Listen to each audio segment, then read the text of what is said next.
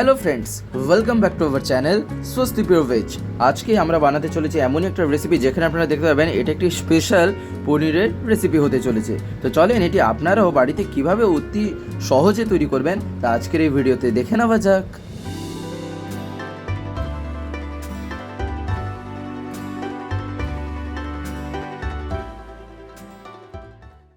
আমরা সবথেকে প্রথমে এখানে একটা পনির নিয়ে নিয়েছি, আশা করি তা আপনারা দেখতেই পেলেন।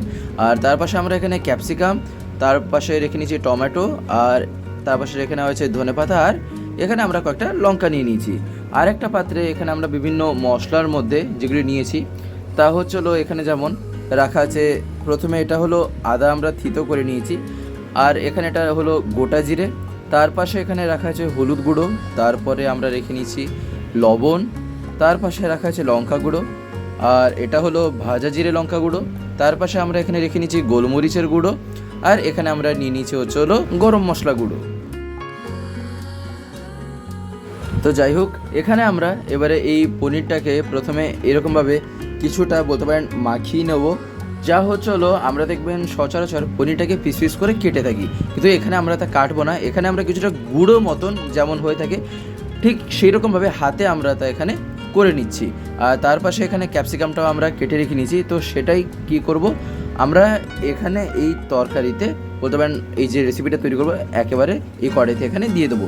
অর্থাৎ এই যে ক্যাপসিকাম বলতে পারেন পনির এগুলো এখানে কিন্তু ডাইরেক্ট দিয়ে দেওয়া হবে।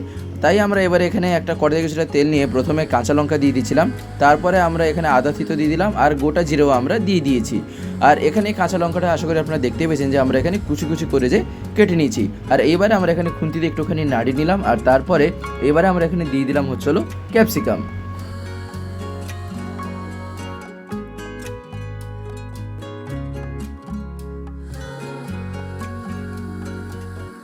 আর এবারে এখানে ক্যাপসিকাম দিয়ে দেওয়ার পর আমরা খুন্তি দিয়ে এটা একটুখানি নাড়িয়ে নিচ্ছি। আর এটা এখানে নাড়িয়ে নেওয়ার পর তারপরে আমরা এখানে দিয়ে দেবো হলো কিছুটা পরিমাণে লবণ, আর তারপর আমরা এখানে দিয়ে দিলাম হলো কিছুটা পরিমাণে হলুদ গুঁড়ো। এই দুটো জিনিস দিয়ে দেওয়ার পর এইবারে আমরা খুন্তি দিয়েটা আবার একটুখানি নাড়িয়ে নিচ্ছি। আর এটা এরকমভাবে খানিকক্ষণ নাড়িয়ে নেওয়ার পর তারপরে আমরা এখানে দিয়ে দেবো হলো টমেটো। অর্থাৎ যখন এখানে আপনারা দেখবেন যে এই ক্যাপসিকামটা যেমনভাবে সবজি ফ্রাই করা থাকে ঠিক সেরকমভাবে কিছুটা ফ্রাই টাইপের হয়ে গেছে, ঠিক সেই মুহূর্তে এখানে টমেটোটাকে কেটে দিয়ে দিতে হয়। আর এখানে আমরা টমেটোটা দিয়ে দেওয়ার পর খুন্তি দিয়ে আবার একটুখানি নাড়িয়ে নিচ্ছি।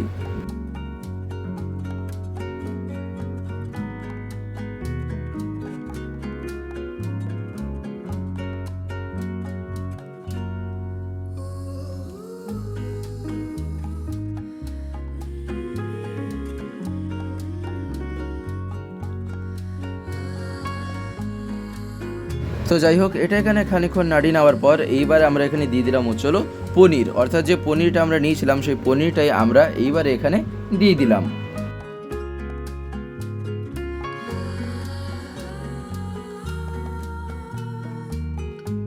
আর পনিরটা এখানে দিয়ে দেওয়ার পর এইবারে আমরা এখানে খুন্তি দিয়ে এটা ভালো মতন করে একটুখানি নাড়িয়ে নেব।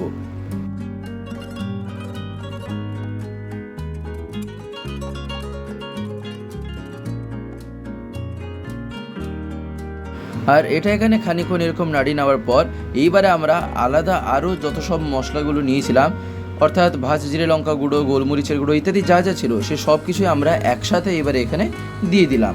আর তা দিয়ে দেওয়ার পর এইবারে আমরা এটা ভালো মতন করে একটুখানি নাড়িয়ে নিচ্ছি, বা বলতে পারেন এইবারে এই বিভিন্ন রকম মশলার সাথে আমরা এটা মিক্স করে নেব।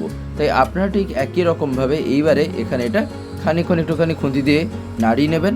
আর তারপরে এখানে দিয়ে দেবেন হলো ধনেপাতা, যা আমরা এখানে দিয়ে দিলাম। আর এখানে এই ধনেপাতা দিয়ে দেওয়ার পর এইবারে আমরা খুন্তি দিয়ে এটা আবার একটুখানি নাড়িয়ে নিচ্ছি।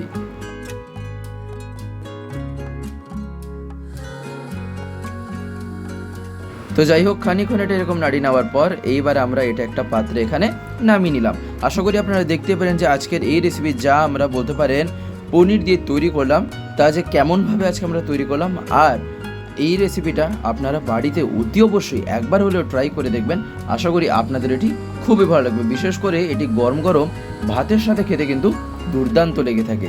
তো যাই হোক, আজকের এই ভিডিওটা এবারে আমি এখানেই শেষ করব। শেষ করার আগে আপনাদের কাছে একটি কথাই বলবো, যদি আজকের এই ভিডিওটি আপনাদের ভালো লেগে থাকে তাহলে একটি লাইক করে দেবেন, সবার ভিতরে শেয়ার করে দেবেন, কেমন লাগলো নিচে একটি কমেন্ট লিখে জানাবেন। আর যদি চ্যানেলটি এখনো সাবস্ক্রাইব করে না থাকেন তাহলে অতি অবশ্যই চ্যানেলটিকে সাবস্ক্রাইব করে বেল আইকন প্রেস করে অল করে রাখতে একেবারেই ভুলবেন না।